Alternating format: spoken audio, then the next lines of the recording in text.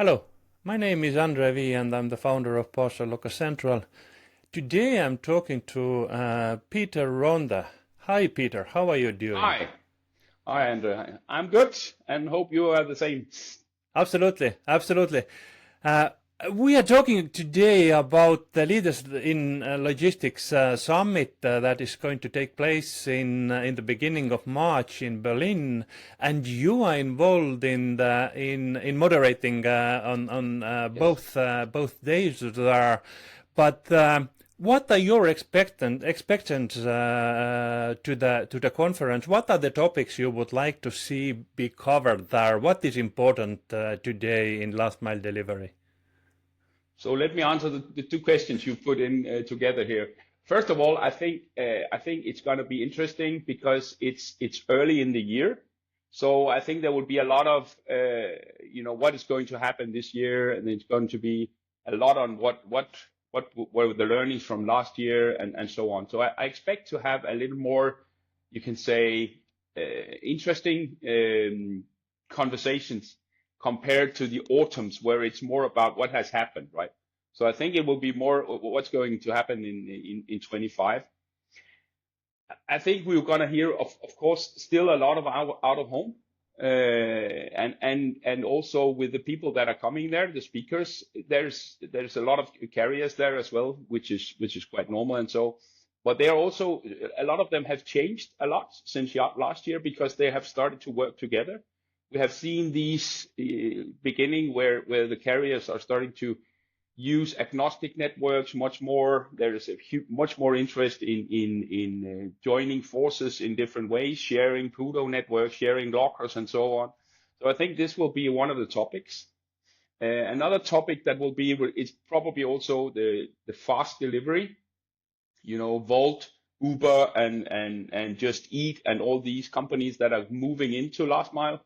I think that's also going to be a topic. It was already a topic in London last year, and I think it will probably be there again.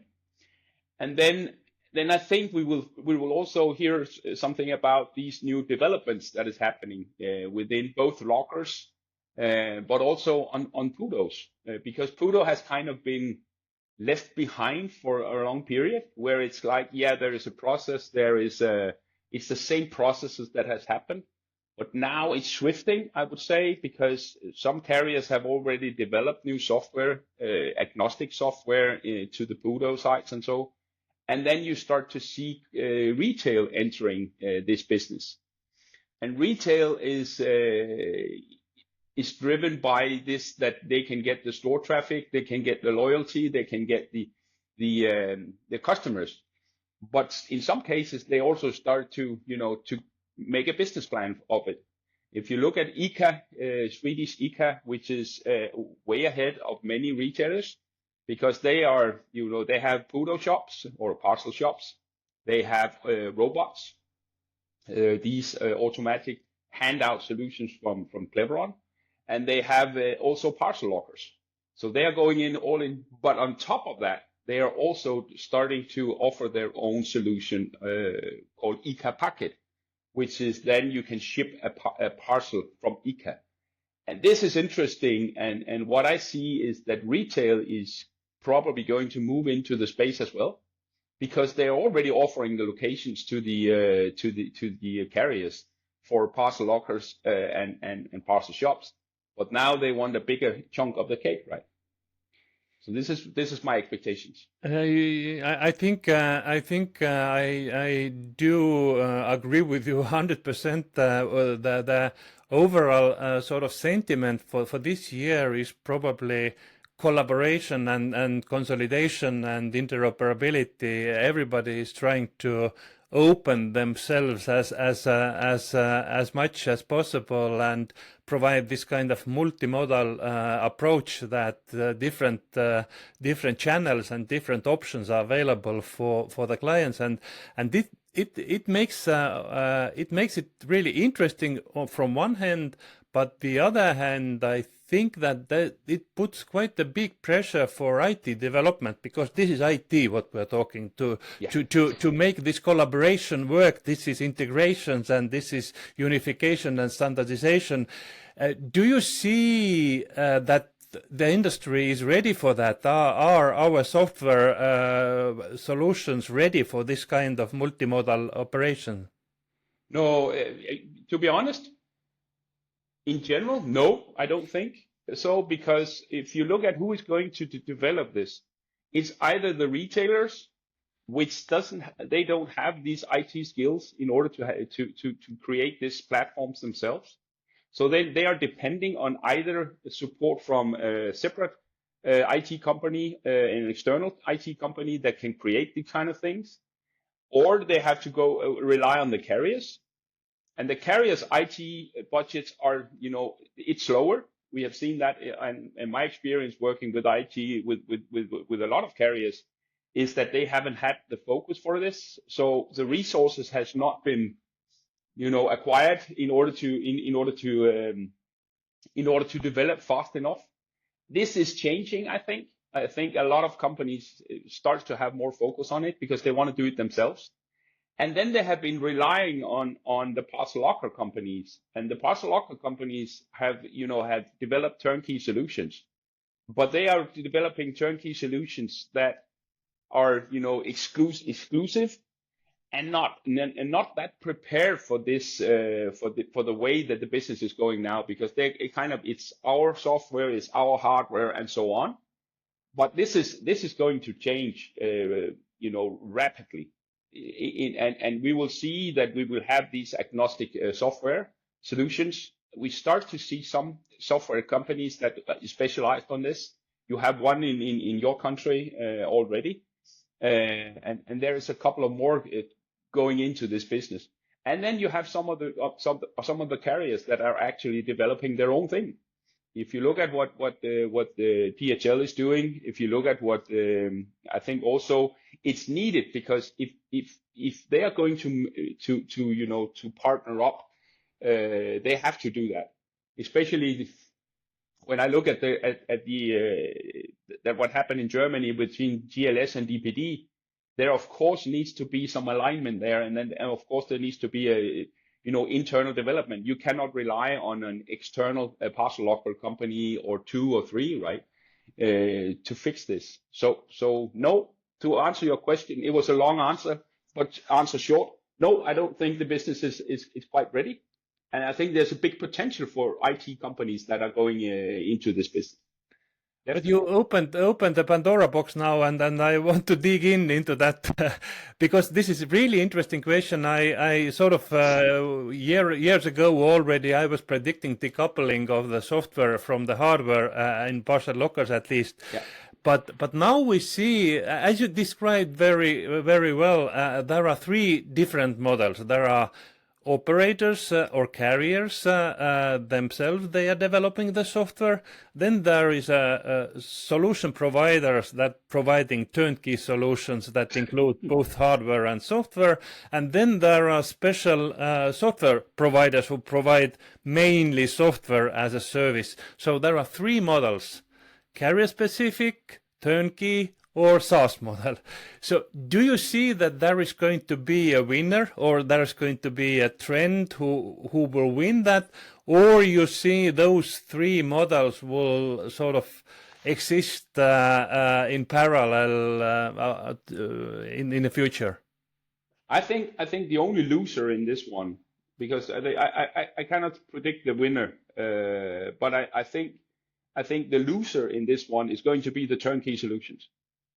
Developed by especially the parcel locker companies that create only, which will not open up for other type of hardware, open up for integrating PUDOs into their systems and so on, because if they don't do that, the carriers and you can say the customers, the retailers, they will not find them interesting, and you can say the price that they are paying for software licenses and things like that for turnkey solution, it's way over what they can actually develop themselves. And so the SaaS models, and so it's going to be much more interesting. Absolutely. That's I think we already start to see that.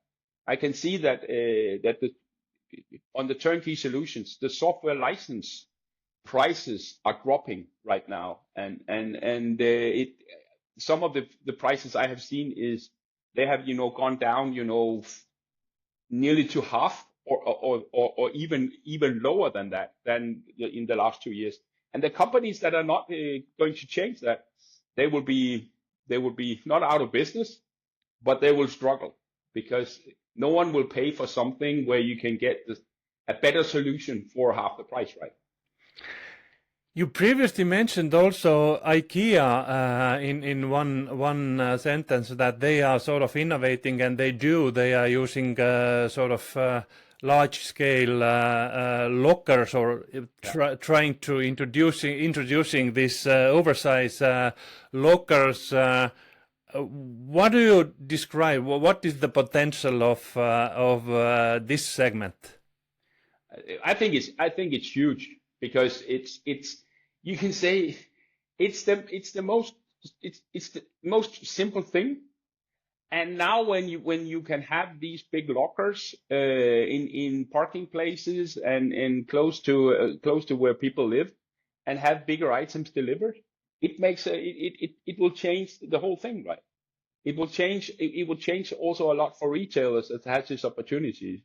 Of course, it's difficult to have a washing machine delivered because it's so heavy, but the rest of the items that you're buying, larger items, you can pick them up in a locker close to where you live. And I think the IKEA one, where they are delivering same day, so even if you are not living, I can give you an example in London, where they have placed these lockers with Tesco in the parking places there. People in London are so tired of driving in this heavy traffic, right? And even if you live, not that far from an IKEA warehouse, sometimes it will take you 1 or 2 hours to get there to the IKEA warehouse, and then or the IKEA store, and then you have to go 2 hours back, right? In this traffic. Now you can order what you know that you want from IKEA and have it delivered close to where you live. So I know it's gonna be huge, and we will see an adaptation with other companies. I know that the Danish Jysk has already introduced parcel lockers as well in some of their stores. So it's just a matter of time when we will start to see this little niche will boom, I think. I agree with that, and there is one more reason for that, because especially in IKEA and also Jysk, they have so many items in the store and in their warehouse that if to finding those items, it's a huge time for customers. But if you're using lockers, they will fulfill your order together, and I see this is a great saving in addition for driving.